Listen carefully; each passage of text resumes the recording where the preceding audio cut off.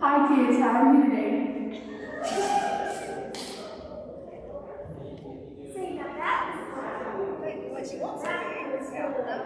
That's not the first season.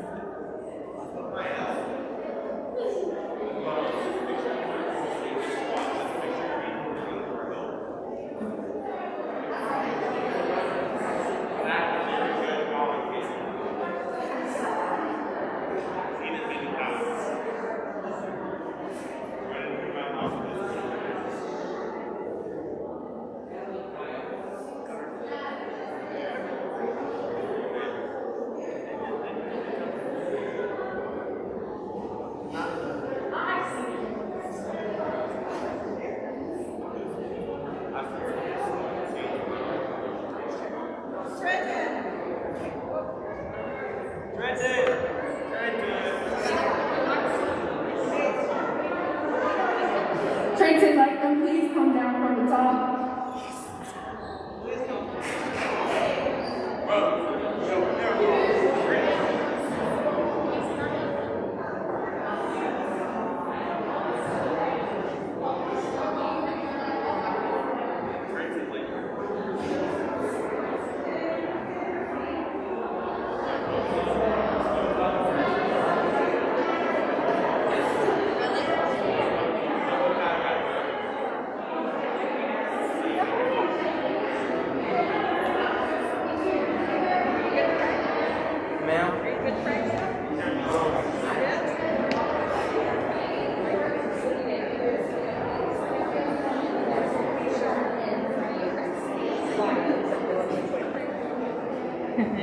I don't know.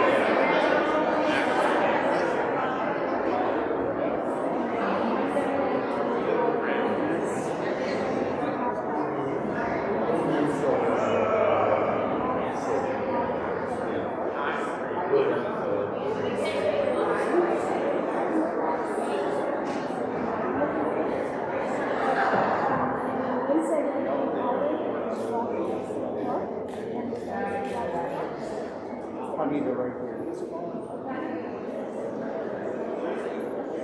Good morning. Good morning, Miss Atkinson. Glad to see you. Nice to see you.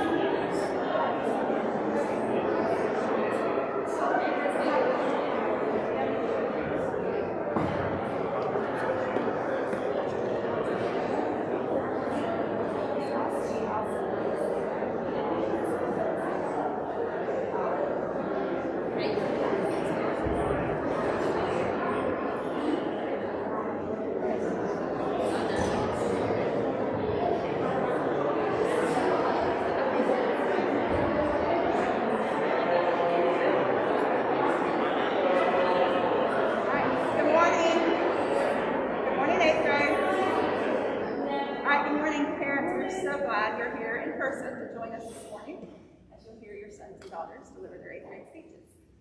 Trenton Latham is going to start us with a prayer and then we'll begin.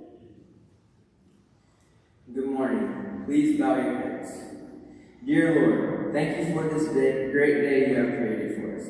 Thank you for waking us up this morning, and I ask that you watch over everyone in this room. Please bless the speakers and give them strength to come up to the stand with confidence. We ask that you watch over us and keep us safe the rest of the day. In Jesus' name we pray, amen.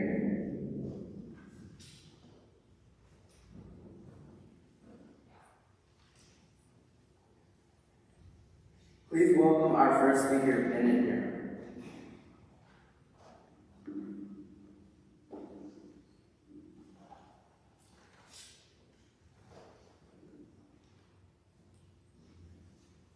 Would you ever imagine that there was a correlation between Star Wars and Christianity?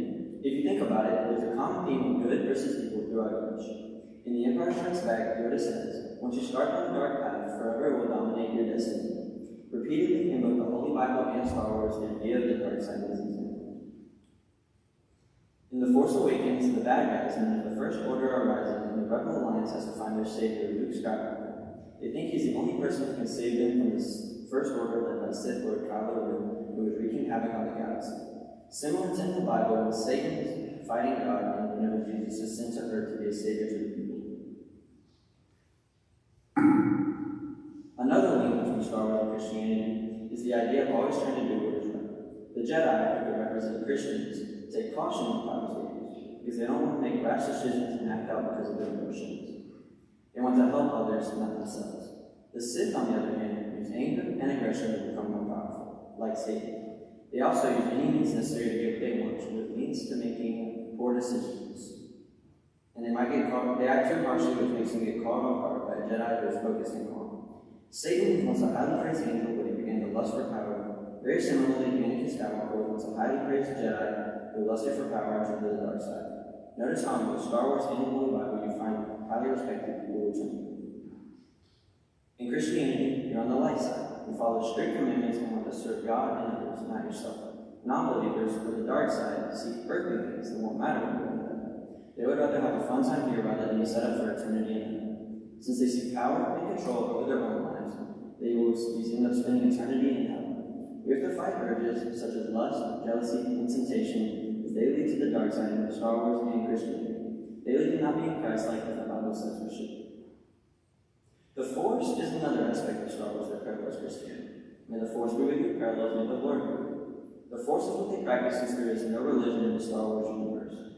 In Christianity, we believe there is an outside force protecting and watching over us, which we believe in, and we worship and praise. We don't try to move things with our minds like they do in Star Wars, but it's the same principle of an outside force that controls all things.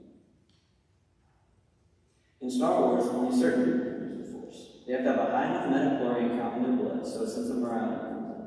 Metachlorians are a microscopic life form that make up all living things. Some people have more than others, and whenever you have a certain amount, you develop a connection to the Force.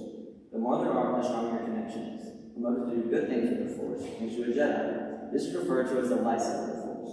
To use the Force for evil or bad things if you're on the darkened path to the dark side of the Force.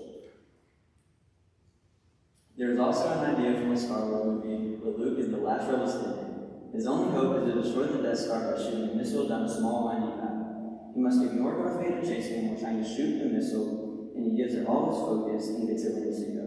At the last second, he blows up the Death Star and flies away. In order to be led there, he had to follow the Force in a path led by a wise old man named Ben Kenobi and a creature named Yoda. This path leads to the knowledge of how to defeat Darth Vader. The connection to Christianity is that he went where he was led by the Force he believes in. Just like in Christianity, you are led by the Force you believe in, God. Luke had to overcome distractions and emotions to make the right decision and end up following the Force. This led him to winning the battle, just like we have to overcome all things and follow God in order to win our own battles. There's a tremendous amount of evidence linking Christianity to Star Wars. Star Wars, in addition to being highly entertaining, reinforces the morals and teachings of Jesus Christ. It is always comforting to find holy messages in our daily lives. Thank you. Please welcome Abel Nicholson to Speaking on Graffiti.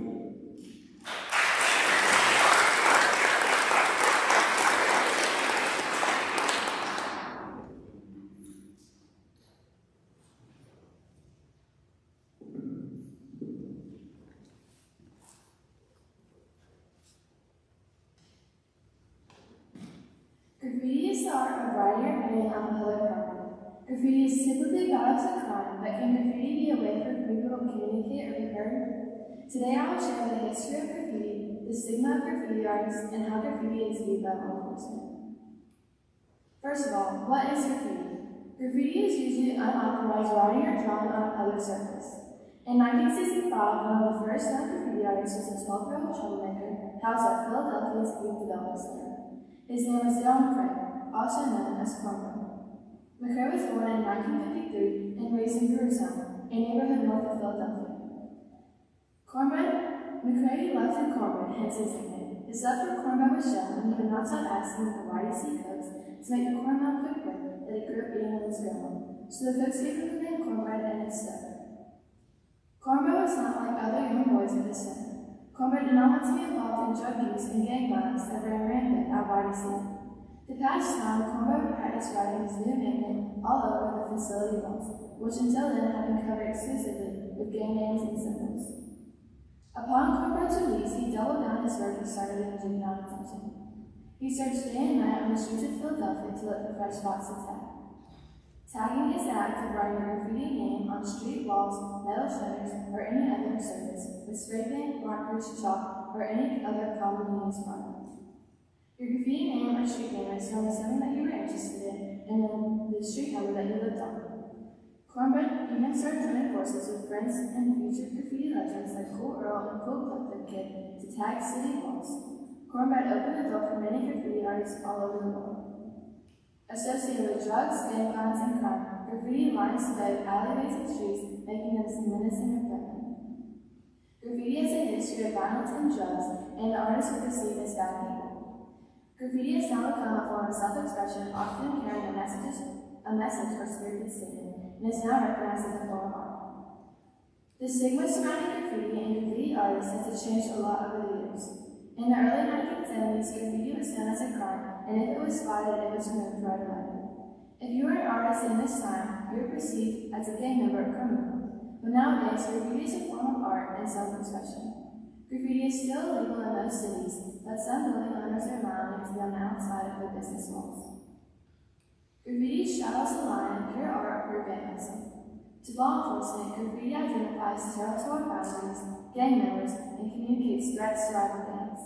The Los Angeles Police Department says, the more social disorder and graffiti in the neighborhood, the louder the message is sent and nobody cares. This sets off a vicious cycle that encourages further crime in affected neighborhoods.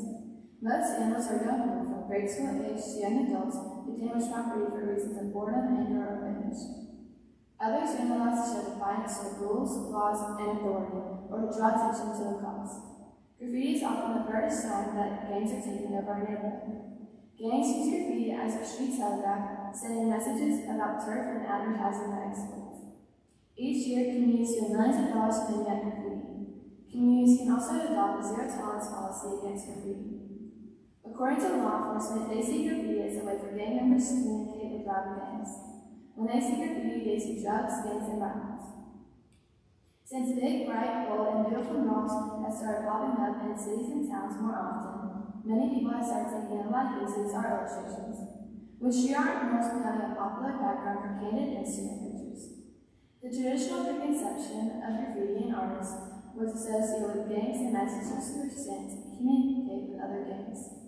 Nowadays, people use graffiti as a way to express feelings or emotion. They can show this with the words, symbols, images, or the colors they use. These people want to let others know that they are part of the city, whether others like it or not. In the end, graffiti today is still typically thought as a crime. But as more people are doing it and building owners are allowing it in some cities, more people are thinking of it as art. Graffiti is still a form of communication that some may think of as related to gangs or crime, but some may also think of it as communicating with the public to gain attention to a cause. Since graffiti is still thought of as a crime, most graffiti artists use their code or nicknames when tagging or signing their pieces. Graffiti is seen as a form of artistic expression and can have positive outcomes for people. It is also legal and considered vandalism. So, where is the line between art and vandalism? Artists are going out and creating art, but not with permission to do so. To some extent, graffiti is a little bit of both art and vandalism. Thank you. Please welcome M. Martin speaking on the last question.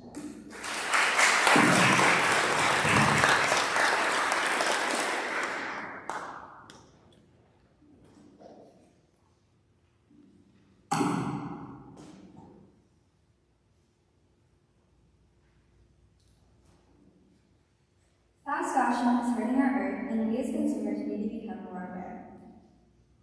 Fast fashion is the clothing produced by inexpensive brands that replicate trends from the runway in a very fast and cheap way. The average person buys 68 articles of clothing every year, and most likely wears it 7 times before throwing it away. Odds are it is a fast fashion supplier. When people hear the phrase fast fashion, you may think models on the runway are high in fashion. But fast fashion is all around us, from your local Target to your favorite online store. Brands like Shein, Zara, Forever 21, Topshop, Gap, Old Navy, and H&M are classified as fast fashion brands. So let's take a look at the process of fast fashion. Manufacturers of fast fashion see what's trending and copy those trends. Then they will find a sweatshop to manufacture their clothing. A sweatshop is a factory that produces products under very poor conditions. Sweatshops are primarily used because they're the least expensive option. While in the process, these shops are producing mass amounts of carbon that is polluting the environment. And according to the Ellen MacArthur Foundation, they emit gases from the textiles used in these shops that produce 1.2 billion tons of carbon and toxic chemicals each year. That is more than the shipping and airline industry. Fast fashion also causes the clothing industry to lose its value. Tom Ford, the former creative designer for Gucci, made a point in a Good Morning Vogue interview. He stated that the speed of the fashion industry needs to slow down. We are creating too many collections a year and starting to make fashion ultimately disposable. The main contributor to fast fashion is the consumer. Fast fashion is the response to our demand for high fashion at a low cost. If we didn't demand fast fashion, it wouldn't exist or be as popular. The reason we continue doing this is that fast fashion makes it easy for us to keep up with the latest trends for so cheap. It is also promoted everywhere. On YouTube, there are girls who hauls with 30 to 50 items because it is so cheap, which makes the person who watches it want to buy multiple of these items. Fast fashion is also all over Pinterest and Instagram. Most girls also try not to repeat their outfits on their feed because it looks uncool. This causes them to feel as if they need multiple items. One way to help counteract the effects of fast fashion is to buy from sustainable brands. Sustainable fashion is clothing that is made with better quality textiles and is mostly recyclable. Brands like House of Sunny, Change, Mud Jeans, Womish, Baycott, and more are sustainable brands. These brands are versatile and can fit a lot of different styles. To know if a brand is sustainable, check their transparency statement. If a brand doesn't have a transparency statement, it most likely means they are hiding something or not being completely honest. Therefore, we may need to do a little bit more research. When researching, we need to be aware of the 3 pillars. The 3 pillars of sustainability are economy, environment, and society. Good on You, the website, is a great website to research brands. They not only tell you a brand's transparency, but also recommend good sustainable brands to check out. The only issue is these pieces are going to be more expensive than your average fast fashion clothing. Thrifting is also always a good option. Of course, it's good for everyone, but thrifting or even buying used clothes from friends is a good alternative. The items are more special and unique, unlike buying from corporate businesses. One last thing I recommend is shopping within your own closet. This can be restyling clothes to fit trends or even altering. There are many solutions to fast fashion, but it all starts with us. If we stop supporting these toxic brands, it will calm down. I hope this speech has taught you a lot and made you think hard about your closet. Thank you. Please welcome Bree Brand, who is speaking on sneaker culture.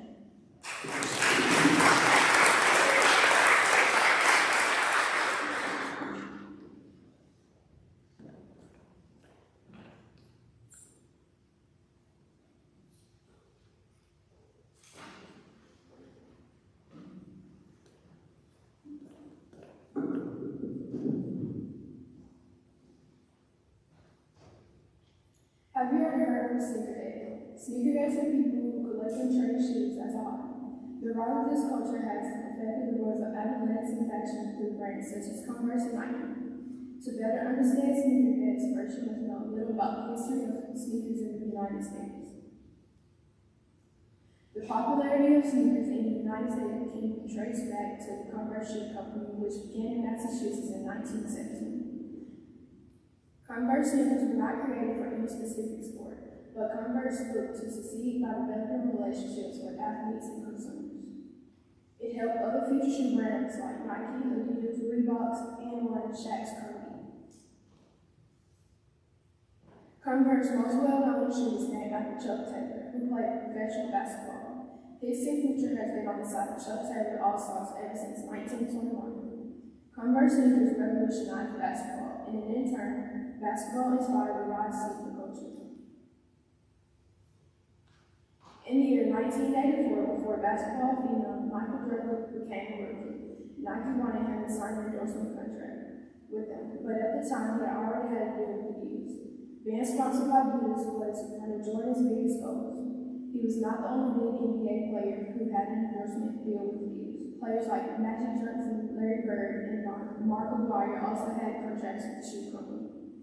Nike felt they needed a better spokesperson than the Olympic athletes who were endorsing their brand at the time, so they had their eyes on rising star Michael Jordan. After Jordan's impressive rookie season, he really didn't want to take the offer from Nike, but Nike offered him more money than Adidas was paying him at the moment. Nike wasn't the only company trying to offer Jordan a deal. A company called Spot Deal offered him more than Nike. Jordan decided to go with Nike because they wanted to work with him. That is how the relationship between Jordan and Nike came to be. On October 15, 1984, Jordan wore the first pair of his namesake shoes. But 3 days later, NBA Commissioner David Stern banned them. They were banned because they were too flamboyant. The NBA preferred players wear simple shoes. The reason the NBA made players wear simple shoes because it equalized players and promoted team atmosphere. The NBA thought that it would make some players look more valuable than others if they wore different or personalized shoes. Today, Michael Jordan's worth $2.1 billion. Most of it stemmed from Air Jordan sales. In 2019, 16 years after Jordan retired, his earnings made an estimated $14.5 million from ongoing endorsements of the business. His sneakers generated $3.14 billion between May 2018 and May 2019. He has become one of the most wealthiest athletes thanks to his Nike deal. Sneakers started to become popular in the early 20th century when athletes began to use them. However, their popularity skyrocketed in the 1980s and 90s when sneakers started to become fashion. Shoe stores started to sell more brands like Adidas, Nike, Reebok, and more. Designers began making the sneakers more fashionable with specific designs and colors. Sneakers have become fashion accessories for not only athletes but also politicians, celebrities, and everyday people. Due to its popularity, the price and demand for sneakers, especially Jordans, have increased. Designer Virgil Abloh wrote a book called Icons. It is about his work with Nike and how sneakers have been transformed into high fashion. Abloh is known to pair sneakers with designers such as Louis Vuitton, which has further pushed sneakers into high fashion. Abloh created a pair of Louis Vuitton sneakers that has a riff of the 80s Adidas sneakers. These sneakers were showcased during Paris Fashion Week in 2009. I consider myself to be a sneakerhead. I love sneakers and have at least 16 pair. Some of my favorite are the Lucky Brand 13s, Mid Clover Jordan 1, Original Black Gym Red, and Red and Blue Striped White Chuck Tails. I am hoping to add on to my collection into the future. Sneaker culture has a deeper history than many people think. Athletes like Michael Jordan had a hand in making sneakers fashionable, which caused their value and popularity to skyrocket in the past 4 years. Sneakers are not just for playing basketball anymore. For many, they are truly a way of life. Thank you. Please welcome Jackson Tucker, who is speaking on Supreme.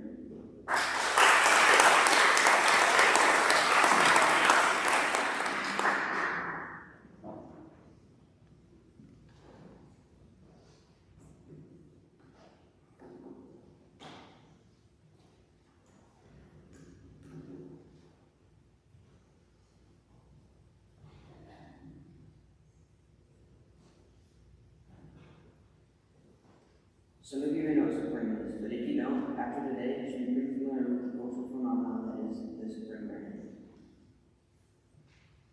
Supreme started in Manhattan as a small skateboard company on the corner of a block. James Chadwick started it 27 years ago, and it was the best thing that has ever happened to him. It has brought him fame and fortune. Supreme launched in 1994. They sponsored professional skaters and actors Justin Pierce and Harold Hunter. Pierce and Hunter both started in the cult classic film Kids.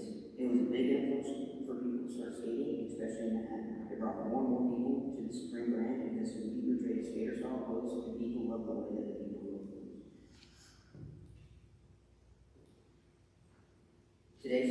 popular style or lifestyle brand. A company called Gift Corporation bought the company for $2.1 billion.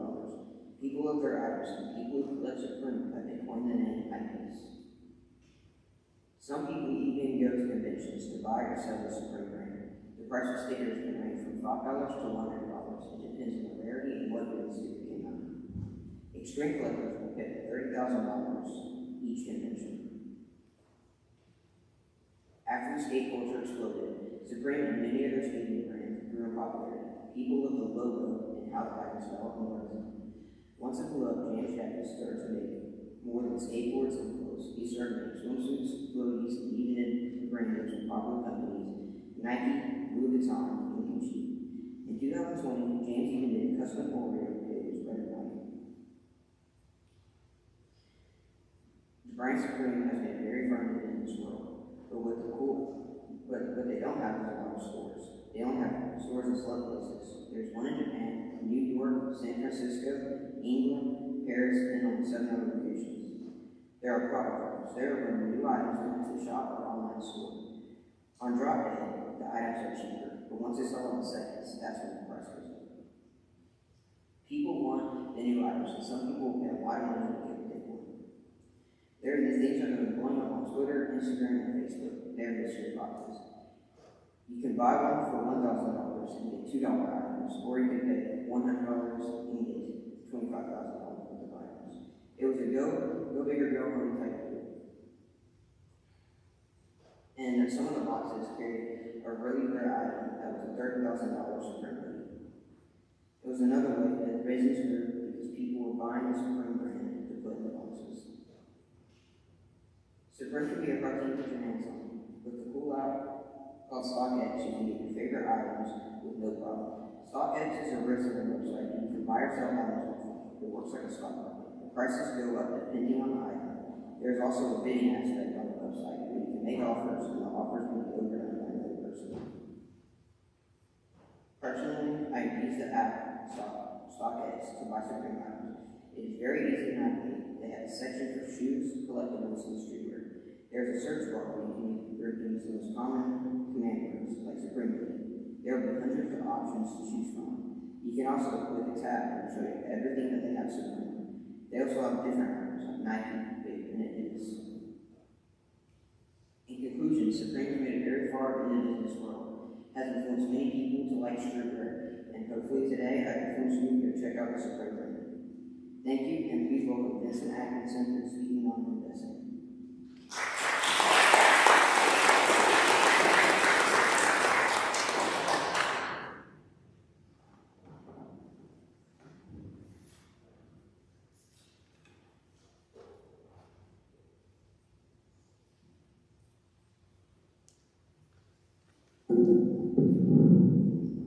Investing can be a great way to save money. There are various options to invest in your hard-earned money.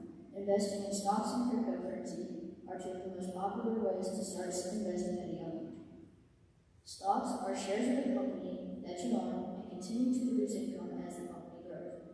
When you buy a stock, you are taking and investing in a share of the company. The average stock market return is 10% and can drop as low as 7% as you hold your stock. That means that $1,000 invested 30 years ago would be worth over $8,000. You can either choose to hold on to the stock, trade the stock, or sell the stock to another investor. There are two different types of stocks, common stock and preferred stock. If you are getting a common stock, you are looking for a long-term reward with very low dividends. And if you are getting a preferred stock, you are looking for immediate income with larger dividends.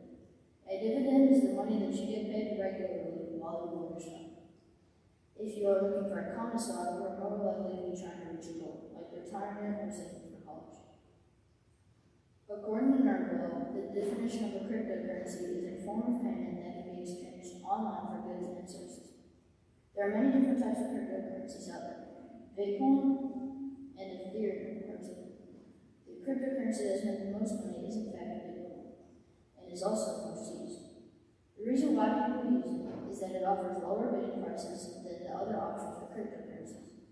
When Bitcoin started, there were many people looking for lesser amounts of money to get started in investing.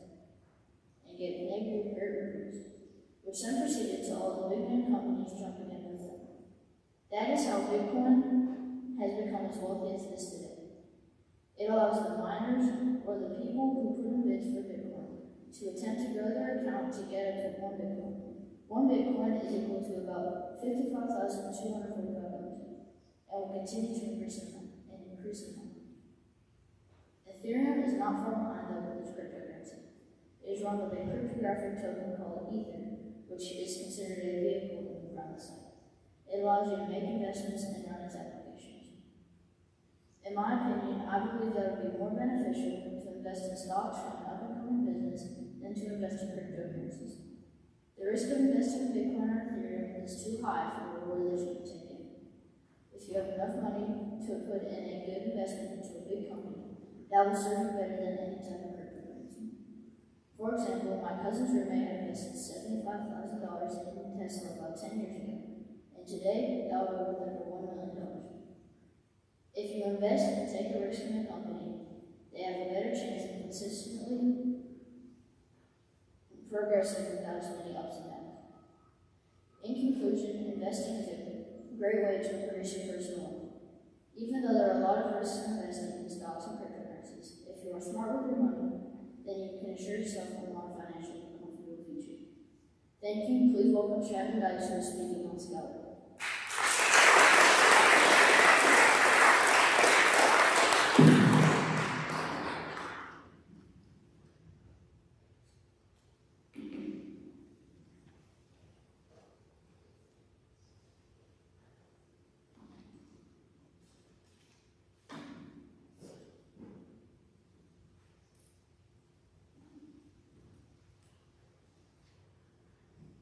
Have you ever been a scholar? It is as much fun to find them as it is to eat. I've been scholarship since I was 5 years old. My grandparents have had a house on Cape San Blas, Florida for 37 years, so I've grown up fishing and scalding at Port St. Joe during the summer. My entire family enjoys scalding and we have lots of great memories. Searching, collecting, cleaning, and eating. I hope in the future I'll be able to take my family to the same places and have the same experiences. A scald is a bivalve muscle, which means it is a muscle surrounded by 2 shells. They are one of the few filter-feeding bivalves that do not live attached to something or buried in the sea. Scallops have 30 to 40 eyes around their shells and no legs. They move around by using their shells and opening and closing them, causing them to move. Scallops eat small organisms such as krill and algae. The main predators of the scallops are crabs, starfish, and conchs. Another danger of scallop is the heavy rain and salinity of the water becomes so low it can break. Also, bottom feeders will eat scallop if they are the right size. Bay scallops are found in shallow water along the east coast of the United States. They camouflage themselves in grass beds in the bay and hide in sandy flats. They are often difficult to see, and the water conditions and wind can make them difficult to locate. The majority of bay scallops are found in seagrass beds between Tarpon Springs and Port St. Joe. Scallops reproduce by releasing their eggs into the water, and once the egg is fertilized, it is in plankton. Plankton is a collection of microorganisms that drift through the water. When it gets to the seafloor, it attaches to an object using bisel threads. They lose the bisel thread when they begin growing, which allows them to be broken. There are limits on how many scallops you can harvest to help maintain their population. Scallops can only be taken from the bay during the summer, usually July through Labor Day in September. Scallop limits are 2 gallons in the shell or 1 pint of scallop eaten per person. Scalloping is easy and requires very little equipment. You can walk, boat, or kayak to reach the grassy areas. Scallops are usually found in 4 to 8 feet water of seagrass. You will need a snorkel, mask, and a dive flag. A dive flag is important to alert others who are swimming nearby. That can be very dangerous if the boat doesn't see. If you do not have a dive flag and are scalloping, then the Marine Patrol will find you. You can also get a fine if you do not have a Florida fishing license and you are over the age of 16. You also need a dive bag so you have somewhere to put the scallops after the fine. You need to put them in a cooler with ice so it helps their shells open and make them easier to clean. You need a cleaning knife and someone that knows how to clean them. Cleaning scallops is very important because if you do it wrong, you can tear them deep. You have to make sure that the scallops are on ice for a while before cleaning them. If they're on ice, the shell will start to open up and you don't have to force them open. Once you have the shell open, you want to clean all the guts out and then get your knife and scrape the meat off the bottom. The small white muscle is the edible part, and after you remove it, you want to rinse the scallops well. Scallops are delicious, sauteed or fried, and can even be eaten raw. Scallops are a good source of protein and are delicious. Scallops are also a great sustainable seafood choice. This means that the harvesting of scallops do not harm the environment or contribute to lessening the population. One of the major reasons scallops are sustainable is that they can survive even plentifully, so no external feed is needed. In conclusion, if you have never been scalloping, you should try it with your family. The entire process from catching them baked to eating them for dinner is a great way to spend your time with the beach. There is lots to enjoy from seeing sea life to snorkeling in the bay, to cleaning them and to listening to music. At the end of the day, you have fresh baked scallops to eat and a delicious meal. Thank you. Please welcome Maddie Gibson, who is speaking on Jack White.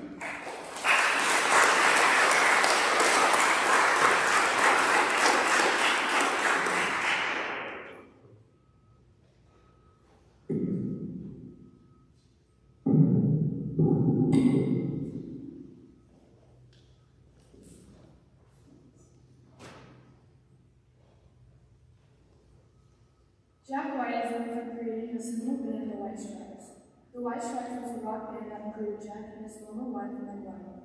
The White Stripes are known for their lasting influence on rock, blues, and backwoods country genres in music history. The White Stripes will forever be known as a unique addition to the music industry, beginning in 1997 and ending in 2001. A somewhat short career with a lasting legacy. Born John Anthony Gillis, Jack White was in the 1770s. He was born and grew up in the city of Detroit, Michigan. Ever since a young age, Jack White had a fascination with music, learning to play the drums in the first grade. His older brothers influenced his choices of music at this young age, but he became highly interested in blues later on. Two of his biggest influences were Blind Willie McTell and Sunhouse, whose influence would impact his musical career greatly moving forward. White intended to become a priest, but changed his mind and enrolled for a major business. At 15, he obtained an apprenticeship in upholstery with a family friend, Brian Bolger. Brian would expose him to punk music and encourage him to form a duo. They formed a band together. The Upholsterers recorded one album titled Wiggers, Pipe, and Sweets. The White Stripes formed in 1997. Jack met Meg White in the early 1990s. While Meg was a waitress, Jack was still in high school. They began to date when Meg learned to play the drums. Jack liked the simplistic style of how Meg played the drums, so they decided to form a duo. They later got married but divorced before the release of their first album, The White Stripes.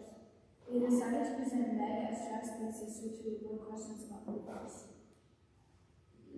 In a Detroit music documentary, The Detroit Music Scene, released in 2009, Meg and Jack were featured before after fame. In the beginning, it shows Jack saying, "I don't think this band's ever going to get that big, and we don't write songs that are in the top 40.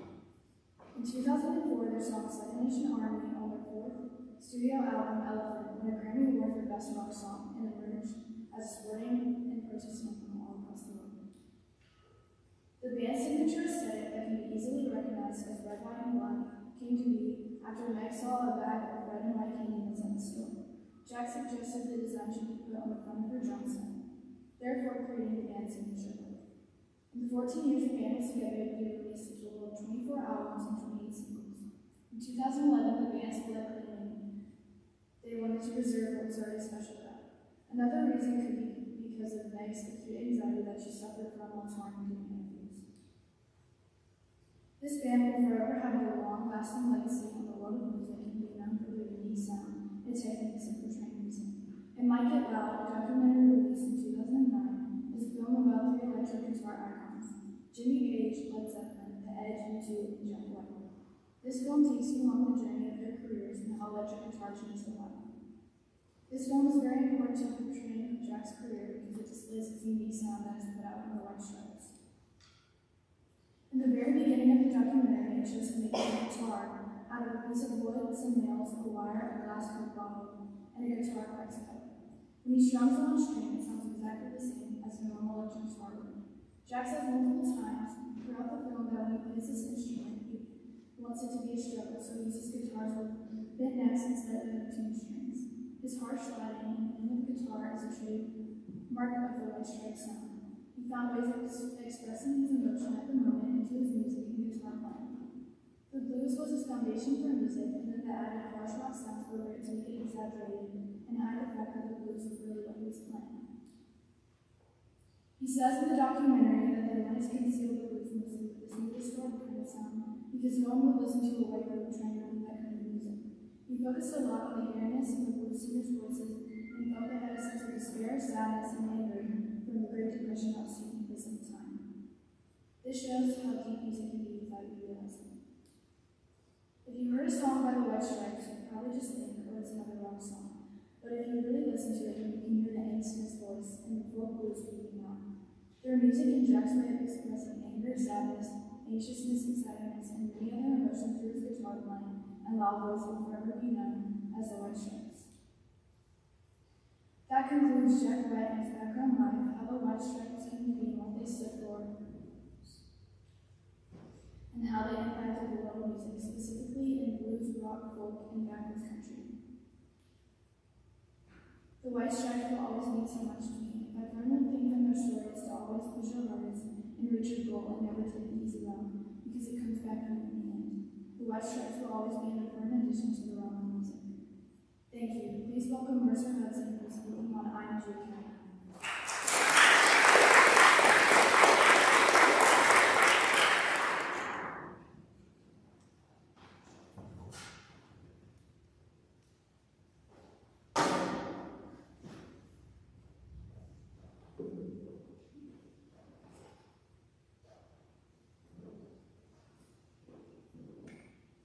IMG is the world's largest and most advanced multi-sport training and educational institution. The purpose of the Academy is to help student athletes move on to the next level. Whether that will be college athletics, professional athletics, or to help achieve Olympic dreams. IMG was established by Nick Bollettieri in 1978, and at that time was known as the Tennis Academy. The 600-acre Branson, Florida campus provides instruction that any young athlete needs to be their most competitive. IMG enables young athletes the opportunity to pursue their dreams. They have team training for pro leagues, college teams, and even other high schools. IMG also runs camps for any other sport that you can think of. Students from all over the country come from IMG to compete with other high-level athletes. Another interesting thing about IMG is they have professional athlete training. For example, John Morant, a current NBA player for the Memphis Grizzlies in the 2020 NBA Rookie of the Year, went back to IMG to train during the off-season. IMG also helps train other professionals and college teams. The reason I became interested in IMG is because of my desire to play baseball at a higher level. By going to high school somewhere like IMG, I can improve my chances to advancing to a higher level. IMG has rental fields and courts for all student athletes, for all variety of sports.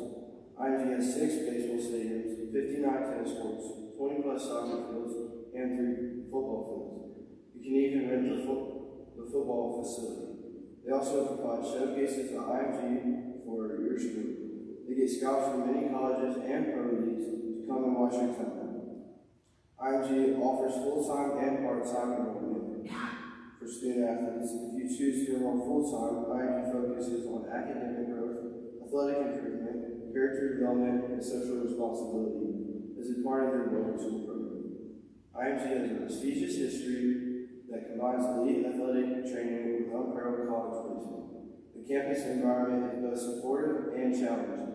Student athletes from all around the world enroll in the middle school, high school, or postgraduate program with a common goal of pushing themselves to reach their personal best. Student athletes can also be part of the boarding school on a full or half-time basis. IMG's program is the nation's premier program for up-and-coming baseball players training for the next level. IMG has afforded students, athletes, the opportunity to commit to top universities such as South Carolina, Arizona, LSU, and other top Division I schools. Other student athletes have been selected to the MLB draft following their senior or postgraduate seasons. IMG baseball focuses on your individual work ethic and development. Coaches from both college and MLB levels work closely with athletes on their athletic developments and progress throughout their year. IMG Academy student athletes train on their field for half the day and attend class for the rest of the day. This schedule repeats for the College Gate program, allowing student athletes to develop a routine that transitions directly to the next level. Scouting is a large part of the program at IMG Academy. Throughout the year, Scouting days, both professional and college teams, take place at IMG's campus along with a series of other incredible events across the country. They have options available for national, junior national, varsity, junior varsity, middle school freshman, and postgraduate levels. Student athletes compete against teams in local, regional, and even national tournaments. IMG's national team competes against some of the nation's top programs while gaining exposure at national tournaments. Student athletes within this team typically commit to the top Division I programs and may receive draft interest from all 30 MLB organizations. IMG is an institution where young athletes can not only improve their athletic ability, but improve academics and improve their chances of taking their dreams to the next level. Thank you.